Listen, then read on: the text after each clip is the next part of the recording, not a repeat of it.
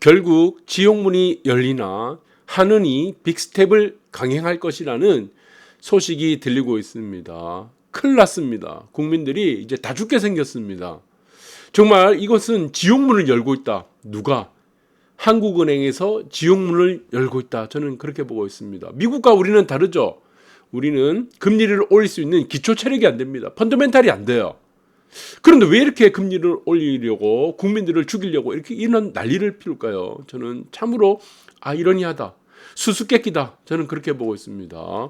0.25%로는 뭐 금리 인상이겠죠. 0.25% 금리 인상으로는 물가 환율 못 잡나. 그래서 한은은 10일 두 번째 빅스텝을 10일이니까 수요일 되겠네요. 빅스텝을 밟을 듯하다고 지금 여러 가지 소식들이 들고 있습니다. 그러면 우리가 여기서 의문이 생기겠죠. 의문. 어떤 의문입니까? 그럼 0.5% 금리 올리면은 물가와 환율 잡을 수 있나요? 그러면 1% 우리 울트라 스텝으로 올려봅시다. 그래서 0.75는 우리 자이언트 스텝이라고 하죠. 금리 인상. 그럼 좋다. 1% 한번 올려보자. 지금 2.5%니까 당장 바로 3.5%로 만들어보자. 그러면 물가 환율 잡히나요? 안 잡히죠. 왜? 지금 올라가는 물가와 환율은요, 금리와 연관이 없다는 겁니다. 우리 거시경제학으로 보게 되면은 우리가 지금 이제 미국의 금리가 더 높아진다. 그러면은 미국의 자본 유출이 되겠죠. 우리나라의 자본 유출이 돼서 미국 쪽 흘러가겠죠. 당연히 미국의 금리가 높으니까. 그러나 그 문제는 환율이라는 문제는 지금 어떻습니까? 강달러 추세입니다. 이거 강달러 추세예요. 네, 국제 투기 자본이 놀아나고 있는 겁니다. 물가는 어떻습니까? 지금 물가가 왜 오릅니까? 이건 뭐 때문이죠? 유통망이죠, 유통망. 네, 유통망 때문이죠. 자, 그래서 이런 문제들이 생긴다.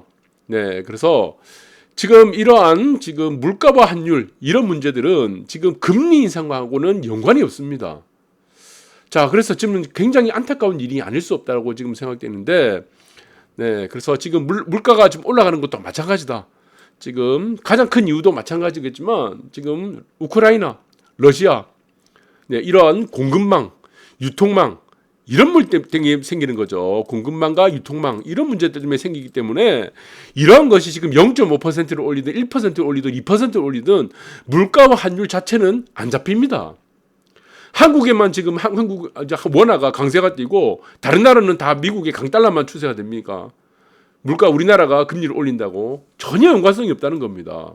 그래서 이거는 국제 금융시장을 이해하는 것이 더 중요합니다. 거시경제학보다는 우리가 얘기하지만 자 지금 이제 거시경제학을 측면에서 볼게요. 우리가 지금 보시게 되면은 네 우리가 지금 이제 고전학파라고 있습니다. 고전학파 대표적인 고전학파가 누굽니까?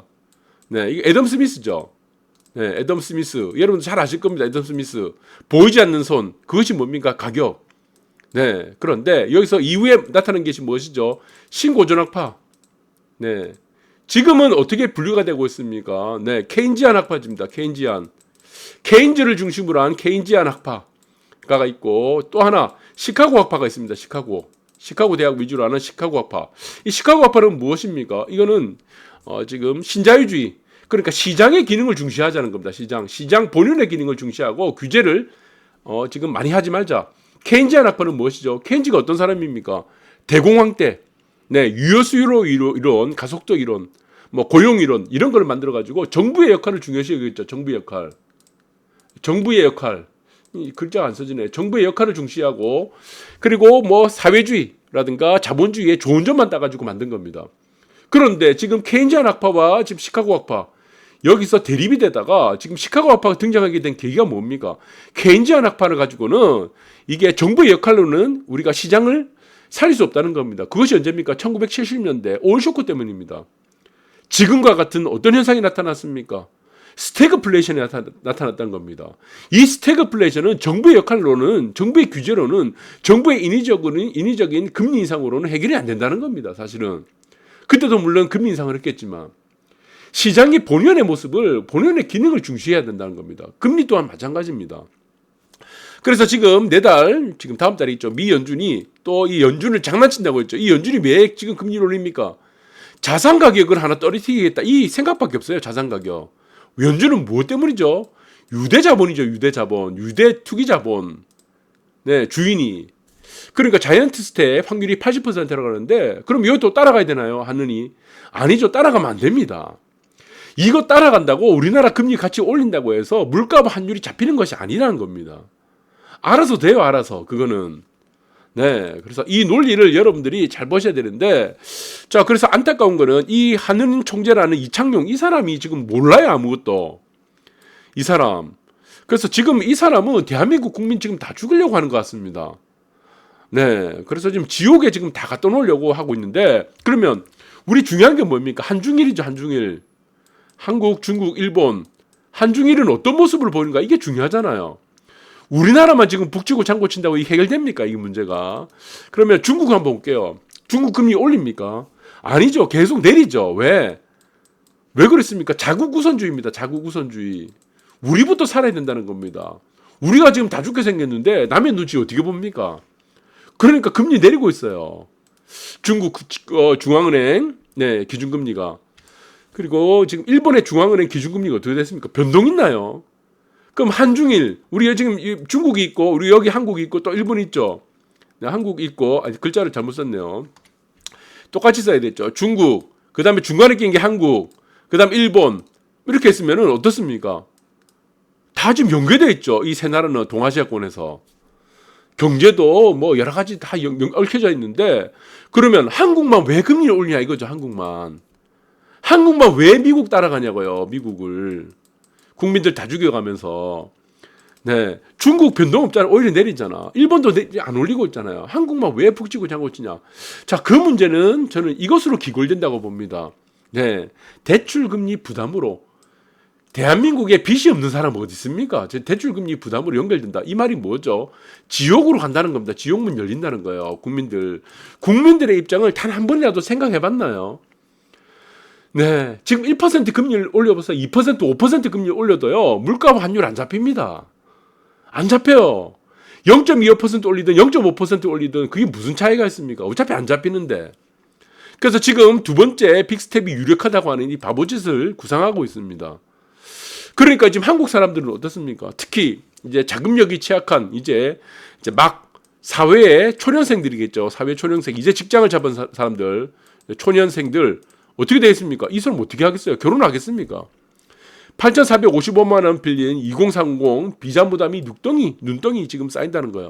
이 말이 뭡니까? 이제 고통받는다는 겁니다. 이제 본격적으로 고통을 받기 시작한다. 그래서 0.5% 금리 올리게 되는 경우 그냥 1% 올리지 왜? 그냥 1% 올려. 이자와 지금 뭐 물가와 지금 환율이 그렇게 걱정되면은 똑같습니다. 여러분들 보세요. 비투눌린 2030 직격탄이 되고 중소기업이겠죠. 자영업자 위험 수위에 도달했다. 그리고 대기업은 어떻게 되겠습니까? 대기업 이제 어떻게 돼요? 이자 대기업들이 내는 돈이 있겠죠. 이자 그리고 수익이 있겠죠. 네. 그러면 어떻게 되겠습니까? 이제는 이렇게 역전됩니다. 이자가 더 많아집니다. 네, 그래서 이거는 지금 수익도 마찬가지겠지만 영업이익 그 중에도 영업이익이 되겠죠. 영업이익, 네, 세전이익, 세후이익 그 전에 영업이익이죠. 자, 영업이익이 이제는 보다는 이자가 더 많아지는 시기가 기준이 뭐라고 했습니까? 2.5%죠. 네, 그러면 이제 충격은 서민금융 필요하다고 뭐 이렇게 얘기했는데 서민금융 필요하면은 충격 완화 서민금융 필요하면은 이자 올리면 안 됩니다. 그리고 특히나 2030 세대들은 내 집 마련 꿈이 더 멀어진다는 겁니다. 집을 마련해야지 결혼을 하고 결혼을 해야지 아이를 낳죠. 뭐 모태방 돌아다니면서 지금 뭐 사랑을 하면서 뭐 아이 낳을 겁니까? 아니라는 겁니다. 그래서 이거는 우리 기성세대들이 우리가 이 반드시 책임을 져야 됩니다. 네, 중국 일본은 왜 안 올립니까? 네, 다 이유가 있다는 겁니다. 그래서 청년들 몰려 월세마저 풍기가 되고 있다. 집도 안 보고 지금 계약금 보내고 있는 이런 안타까운 사연들이 계속 어떻게 되겠습니까? 앞으로는 더 커지게 된다는 겁니다. 금리 3% 이상 높아지면은 우리나라는 기초체력이 안 된다. 어떤 기초체력? 금리를 올릴 수 있는 기초체력이 안 된다는 겁니다. 금리를 올릴 수 있는 기초체력이 안 된다. 그리고 네, 모든 거시경제 지표만은 보지 말고 물가와 환율은 금리를 우리가 5% 지금 당장 올려도 안 잡힌다. 공급망에 따른 이러한 변화들이기 때문에 물가들이기 때문에 그래서 모든 것들은 이유가 저는 이거 한 방으로 해결된다고 봅니다. 이 사람이에요. 이 사람. 이 사람이 무엇을 하고 있다는 겁니까? 이 사람이 오판을 하고 있다는 겁니다. 오판. 네, 오판이 뭡니까? 판단을 잘못하고 있다는 거죠. 잘못 생각하고 있는 거예요. 그래서 이 사람은 저는 미국 사람인지 한국 사람인지 어디 뭐 어떤 나라 사람인지 도대체가 이해가 안 됩니다. 자, 이 사람이 가장 먼저 생각해야 될 것이 무엇입니까? 누구를 가장 먼저 생각해야 될까요? 국민들이죠, 국민들. 국민들부터 생각해야 된다는 겁니다. 국민들의 입장에서 한 번쯤 생각해야 된다. 네, 그리고 무슨 뭐 물가와 뭐 환율 이런 거 따지기 전에 그거 정말 생각하면요, 그냥 내일 당장 1% 5% 올리세요. 1% 뭐 15% 올려보세요. 물가와 환율 잡히나? 우리나라 지금 혼자서 이렇게 금리를 15% 올렸다고 해서 잡힙니까? 이 환율이. 네, 국제 금융 시장을 이해를 못하는 겁니다. 단순히 어디 뭐 거시경제 있죠, 미시경제, 거시경제 그거, 예? 어디 무슨 어디입니까? 공무원 학원에서 가르치는 미시경제, 거시경제 이런 얄팍한 거, 그거 어디서 잠깐 듣고 옆에서 예, 뭐 뭐지 어떻겠습니까? 서당계 3년으로 옆에 강아지가 옆에서 구경하면서 읽듯이 그래 지금 엿들어가지고 지금 하고 있는 겁니다. 네, 그래서 매우 안타깝다는 저는 얘기를 드리고, 자, 그래서 이 경제 패러다임은 계속 바뀝니다. 우리가 보시면은 금리가 올라가는 시기에도 자산 가격이 올라갈 때도 있고, 금리가 내려가는 시기에도 어떻습니까? 물가도 내려가고 환율도 내려가고, 그리고 지금 자산 가격도 네, 뭐 이렇게 서로 이렇게 상반되는 그런 경우도 있었습니다.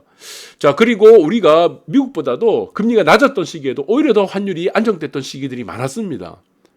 그래서 이 사람의 오판 하나에 따라서 전 국민들이 지금 고통받는 시기가 이제 본격적으로 왔다. 그래서 매우 안타깝다.